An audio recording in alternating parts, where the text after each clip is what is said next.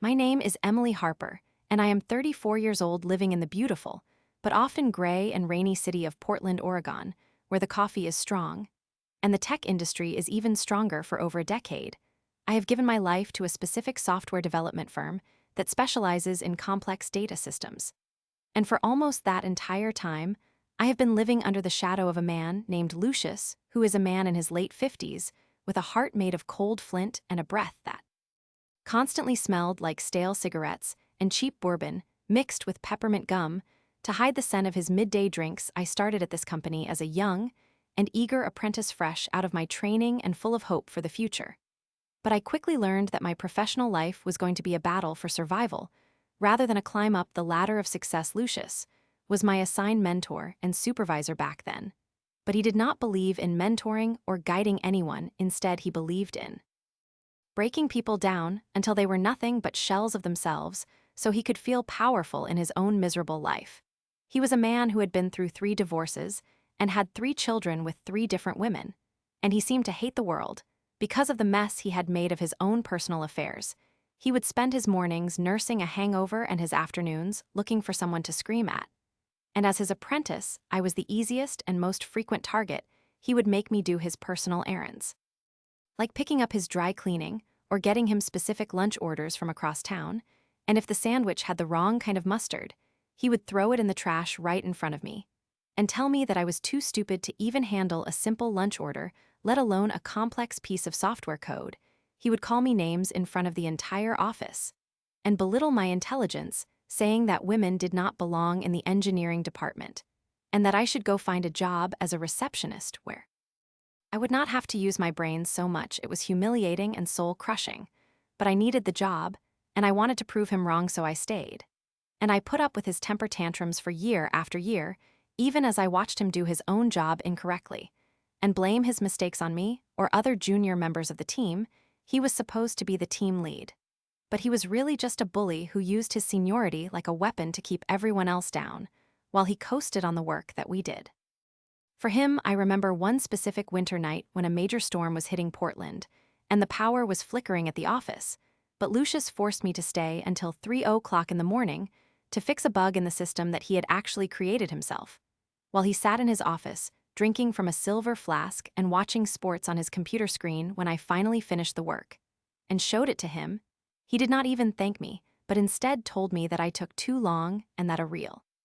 developer would have done it in half the time, before telling me to go home and be back at the office by 8 o'clock. That same morning, I drove home in the snow crying and wondering why I allowed him to treat me that way, but I was determined to outlast him. And eventually, I did finish my apprenticeship and became a full developer in my own right. But even then, the bullying did not stop, because Lucius was still the senior developer and had a lot of influence over my performance reviews and my project assignments. He would sabotage my work by changing requirements at the last minute or giving me the most boring and tedious tasks, while he took credit for the high-profile successes of the department. However, the wheels of justice turn slowly, but they do turn. And eventually, the company leadership began to notice that Lucius was becoming more of a liability than an asset as his drinking problem became more obvious, and his behavior became more erratic and aggressive towards everyone, not just me. He was eventually demoted from his position as team lead down to a senior developer role, which was a massive blow to his ego, and he became even more bitter and toxic to be around, if that was even possible. And then earlier this year, the moment I had been waiting for finally arrived because of my hard work and my ability to keep the team together despite his interference. The management offered me the position of team lead, which was the very job that Lucius used to hold, and now I was officially his boss, which was a level of poetic justice I had only ever dreamed of. But being his boss did not mean the problem was solved, because Lucius decided to make it his full-time mission to undermine my authority and make me look incompetent in front of the upper management.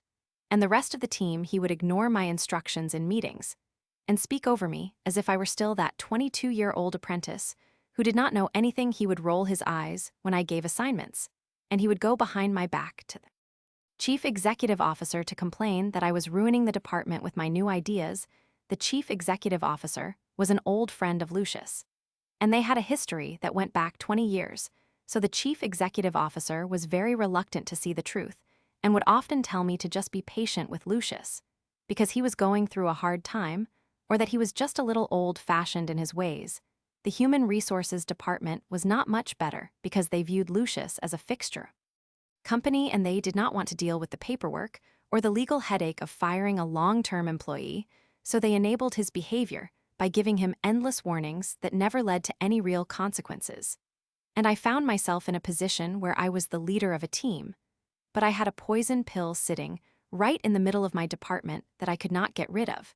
and it started to take a toll on my mental health and the morale of the entire team because the other developers were starting. To see that Lucius could get away with anything while they were expected to follow the rules and work hard, I reached my lowest point a few months ago when we were working on a massive project for a new client that was worth millions of dollars. And Lucius intentionally deleted a critical branch of the code repository and then tried to blame it on a new junior developer named Sarah, who was already terrified of him. Sarah came to my office in tears saying that she knew she had not done it, but that Lucius had. Shouted at her in the break room and told her that he was going to make sure she was fired for her mistake. I knew deep down that Lucius was the one responsible because I had seen him logged into that part of the system late the night before. But when I confronted him, he just laughed in my face and told me that I could not prove anything and that the chief executive officer would never believe a word I said against him. I felt so defeated and powerless in that moment because it felt like no matter how high I climbed, he would always be there to pull me back down into the mud. And I actually sat in my car that evening and looked at job postings in Seattle thinking that maybe it was time to just give up and leave Portland behind. But then I looked at the faces of my team members through the office window, and I realized that if I left, Lucius would just destroy them too, and I could not let that happen, so I decided to stop playing nice and start playing the game by the rules that Lucius had created for himself. I gathered my team together in a secret meeting at a small coffee shop far away from the office where we could talk without being seen. And I asked them if they were ready to help me build a case that even the chief executive officer could not ignore. They were all hesitant at first because they were scared of him, but one by one, they started sharing their own stories of his harassment and his technical failures and his bullying behavior. And we realized that together we had a mountain of evidence that was far more powerful than any one of us alone. We called ourselves the Lucius Survivors, and we began a 6-month-long operation to document every single thing he did wrong. We kept a detailed log of every time he came into work smelling like alcohol, and every time he used a slur or a derogatory comment toward a colleague, and every time he failed to meet a deadline because he was too busy browsing the internet for shoes or watches. We also started doing a deep dive into the technical side of things, and we discovered that over the last few years, Lucius had been writing incredibly sloppy and insecure code that put the entire company at risk of a major data breach, which was something the chief executive officer would care about very much because it affected the bottom line and the company reputation. We worked in secret, and we stayed late to fix his mistakes without telling him so that we could keep the projects on track while still having a record of what he had done wrong, and it was exhausting work because I was essentially doing my job as team lead while also acting as a private investigator and a psychological counselor for my team, who were all feeling the stress of the situation. There were times when I thought we would never succeed because Lucius seemed to have a sixth sense for when people were watching him, and he would temporarily clean up his act just long enough to keep the heat off. But then he would fall back into his old patterns because he was an addict and a narcissist who could not help himself. We finally got our big break when Lucius had a massive meltdown during a video call with a major client where he insulted the client's technical knowledge and used some very colorful language because he did not realize his microphone was still active after he thought the meeting had ended. The client was furious and threatened to pull their contract immediately. And that was the opening I needed. I took the recorded video of that call along with our 6 months of documented evidence and a technical report showing the security vulnerabilities he had introduced, and I requested an emergency meeting with the chief executive officer and the head of human resources. I told them that this was no longer a matter of a personality clash or someone being old-fashioned, but that Lucius was a direct threat to the financial stability and the legal safety of the company. I told them that if they did not take action, I would be forced to take this information to the board of directors, and that the entire team was prepared to walk out the door that very day, leaving the company with no one to manage the software systems. The chief executive officer looked like he had been punched in the stomach, because he realized that his friendship with Lucius was about to cost him his business, and the head of human resources finally saw that the risk of keeping him was much higher than the risk of firing him. It took another 2 weeks of intense meetings and legal consultations, but they finally drafted the termination papers, and yesterday I had the immense pleasure of sitting in the room while the chief executive officer told Lucius that his services were no longer required, and that he was being fired for cause based on a long list of policy violations and performance failures. The look on his face was one of pure shock and then immediate rage as he turned to me and started to scream that this was all my fault and that I was a traitor who had stabbed him in the back after everything he had done for me. But for the first time 15 years, his words had no power over me, and I just sat there calmly and watched as security guards were called to stand by. While he signed the papers, it was the most satisfying moment of my entire life to see this man, who had made me feel so small and worthless, finally being held accountable for his actions. But the victory was not quite complete, because as it turns out, the labor laws in our area and his specific employment contract allowed him to stay on the payroll until the end of the calendar year, which meant he would still have access to the office and the systems for several more months. And I knew that if he stayed, he would use that time to burn the place down, metaphorically speaking, by deleting files or spreading more poison among the staff. The management told me there was nothing they could do because of the notice period requirements, but I knew Lucius better than they did, and I knew he would not be able to resist one last act of sabotage, so I went back to my desk, and I started looking through the network logs from the previous night, and sure enough, I found that Lucius had been trying to install a backdoor into the system that would allow him to access our data from home. After he was gone, he thought he was being clever, but he was sloppy, and he left a digital trail a mile wide. I brought this new evidence of criminal computer tampering to the chief executive officer, and I told him that we had enough to terminate him with immediate effect for gross misconduct, which bypasses the notice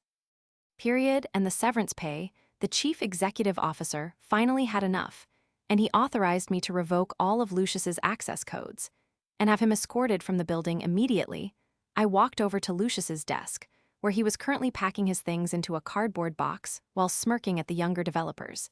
as if he still had some secret plan to win, and I handed him the updated termination notice that said he had to leave the building right now and that he would not be receiving another dime